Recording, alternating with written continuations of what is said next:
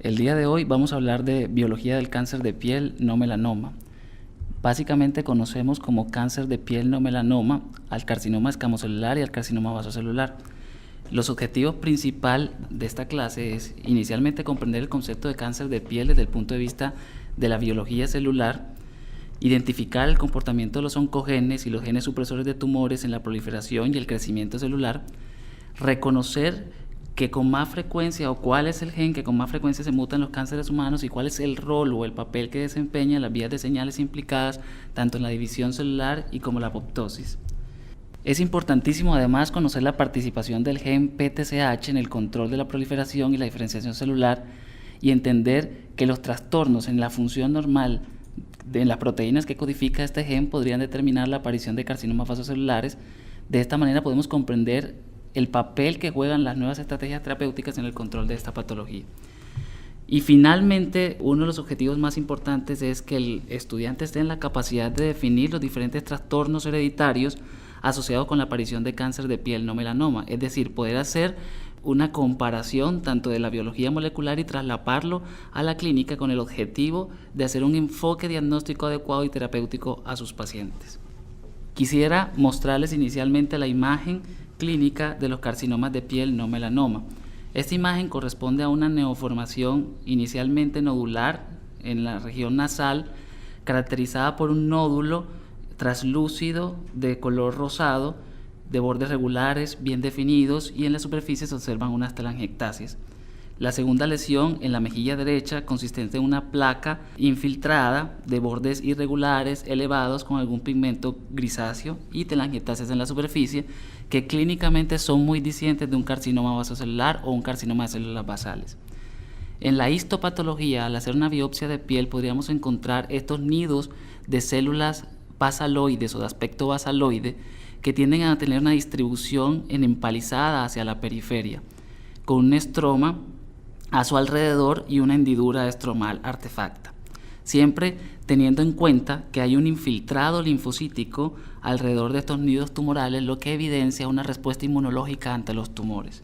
Podemos observar esta segunda imagen de un carcinoma escamocelular con una lesión o una neoformación más o menos cupuliforme, con un cráter central con queratina que es muy sugestivo de un carcinoma escamocelular.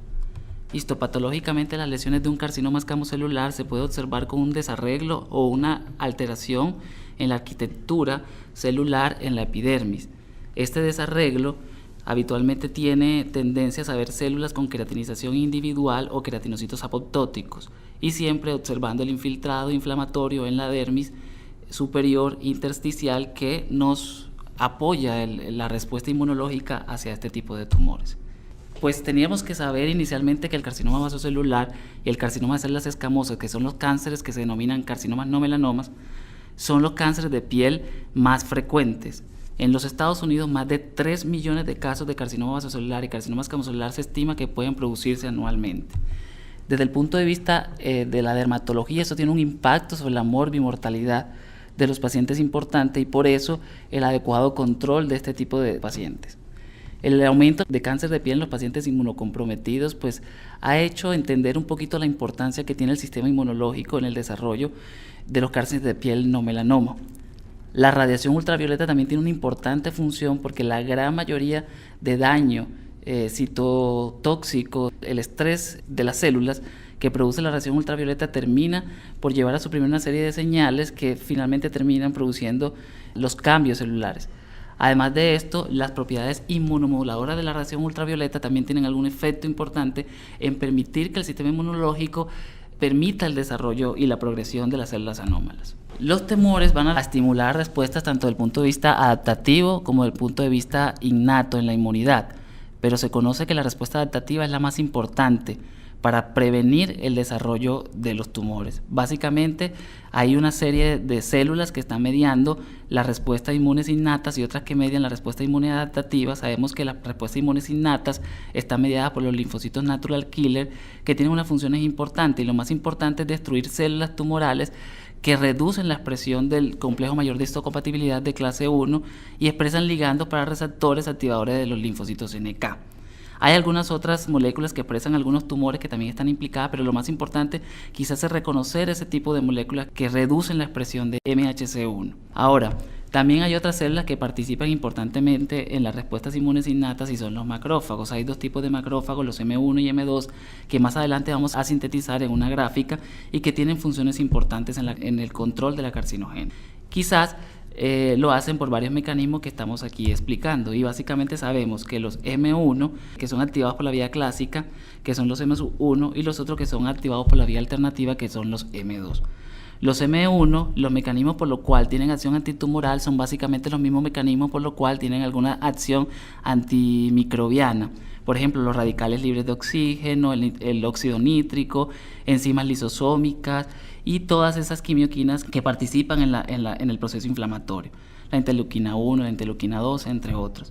Y sabemos que entonces los M2 tienen otro tipo de función, y esto ya es una función más antiinflamatoria y promueve la angiogenia tumoral porque media algunos factores como el factor transformante de crecimiento beta, el factor de crecimiento endotelial vascular, que quizás promueven la angiogenia del tumor y favorecen el crecimiento tumoral. Los linfocitos, quizás como lo había hablado antes, la respuesta adaptativa en los linfocitos quizás es lo más importante. Los linfocitos T citotóxicos o CD8 positivos son los que realmente tienen una respuesta importantísima en el desarrollo de la inmunidad contra los tumores. Aquí podemos observar básicamente que la célula tumoral quizás hay una respuesta que se llama cebado cruzado, porque básicamente la célula tumoral puede ser embebida por una célula presentadora de antígeno y de esta manera expresar tanto MHC de tipo 1 como MHC de tipo 2. Como sabemos que los MHC de tipo 2 necesitan coestimuladores como el CD40 y el CD40 ligando, ellos van a producir citoquinas que finalmente también ayudan a la activación de los linfocitos T CD8 positivos. Esta interacción del MHC1 con el antígeno ya reconocido o procesado dentro de una célula presentadora al antígeno es presentado al linfocito CD8 positivo, que es el citotóxico, y que finalmente, para luego con la acción junta como de los linfocitos T cooperadores, hacer que la célula o el antígeno tumoral sea reconocido posteriormente por la célula sin necesidad de moléculas coestimuladoras. Básicamente hay varios mecanismos de evasión de las respuestas inmunitarias, aquí están explicados los intrínsecos y los extrínsecos, pero no queremos andar mucho en este tema porque no es básicamente el objetivo de nuestra conferencia. Este es como un resumen de la respuesta inmunitaria ante los tumores. Aquí podemos observar lo que ya habíamos explicado, el reconocimiento del antígeno por parte de los linfocitos CD8 específicos, sin ya la necesidad de moléculas coestimuladoras. Aquí también podemos observar la evasión de algunas células tumorales que no expresan complejo mayor de histocompatibilidad, y esto hace que sea uno de los mecanismos de evasión de la respuesta inmunitaria. Ahora vamos a entrar en materia, básicamente con lo que nos interesa y lo que nos trajo el día de hoy aquí, que es la biología tumoral.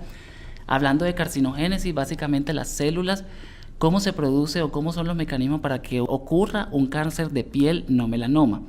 Básicamente hay unos mecanismos importantes que son la autosuficiencia respecto a las señales de crecimiento, va a haber inestabilidad de algunas señales inhibitorias del crecimiento, evasión de la apoptosis, el potencial de replicación que sea ilimitado, y la angiogénesis, que es bien importante, mantenida en estos tumores, es lo que hace que el tumor sea capaz de crecer y seguir invadiendo otros tejidos. Y finalmente la capacidad de invasión tisular y metástasis, que vamos a explicar paso por paso en una de estas diapositivas. Básicamente lo que quería traer aquí a colación era un resumen del ciclo celular. El crecimiento celular normal va a estar condicionado por varios factores internos como señales que van a regular tanto la proliferación, la diferenciación y la muerte celular.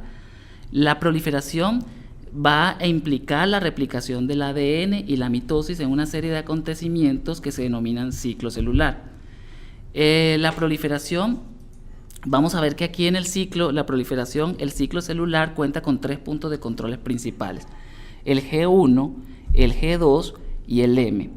La regulación de la transcripción G1, G2 y M depende de 3 familias de proteínas principales que se llaman ciclinas, sinasas dependientes de ciclinas e inhibidores de las sinasas dependientes de ciclinas, que ellas básicamente van a actuar sobre la fosforilación, y lo que va a permitir es que algunas moléculas que entren básicamente a la vía del ciclo celular y se complete el ciclo y la mitosis.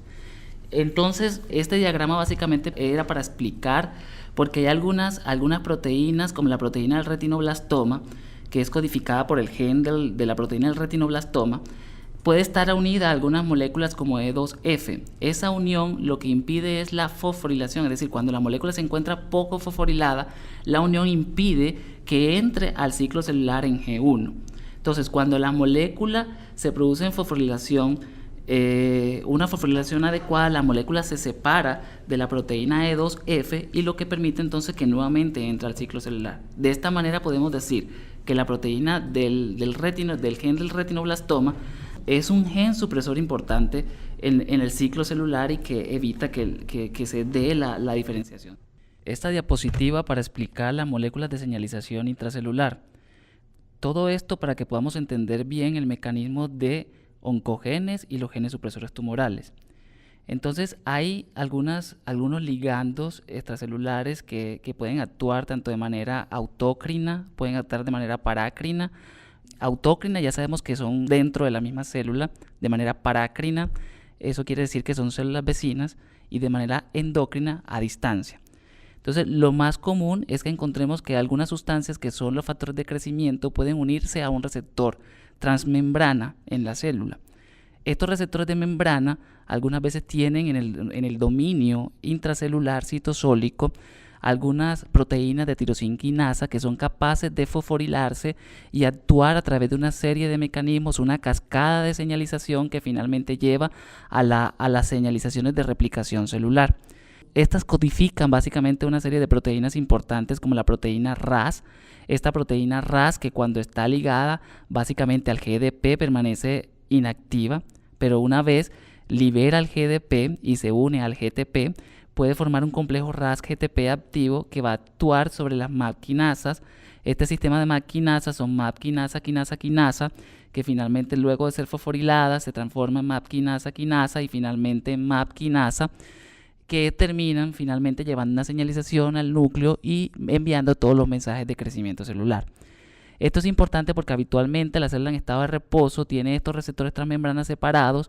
Estos factores de crecimiento habitualmente forman un dímero y estos dímeros necesitan de la unión de los dos receptores para poderse activar y surgir toda esta cascada de señalización intracelular.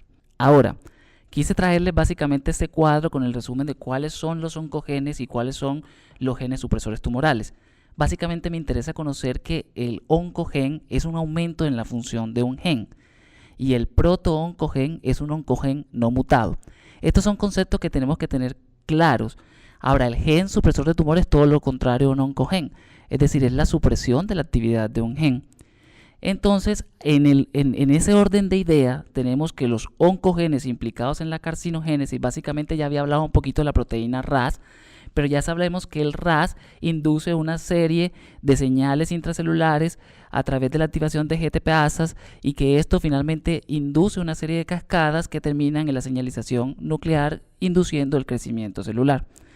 Entonces, una vez explicados estos conceptos, es importante que entendamos ahora cuáles son los genes supresores tumorales. Ya había dicho que si el oncogen bien lo que hace es facilitar o es el aumento de la función del gen, el gen supresor tumoral es todo lo contrario. Quizás le había hablado un poquito durante el ciclo celular del gen del retinoblastoma, que es un gen supresor que se encuentra en el cromosoma 13. Y básicamente lo que hace es regular la entrada al ciclo celular. Eso lo hace básicamente por unión a algunas proteínas o la fosforilación que hace que finalmente se dé o no se dé la entrada al ciclo celular. Por eso se dice que es uno de los genes más importantes de supresores tumorales. Ahora, uno de los genes también más comúnmente mutados durante la carcinogénesis en humanos es el gen P53. Este gen P53 se encuentra básicamente en el cromosoma 17 en el brazo largo. Es un gen supresor tumoral y básicamente tiene una serie de mecanismos que pueden actuar durante la reparación del ADN y la apoptosis. Esta es su función principal y como habíamos dicho también tiene alguna función sobre la regulación del ciclo celular.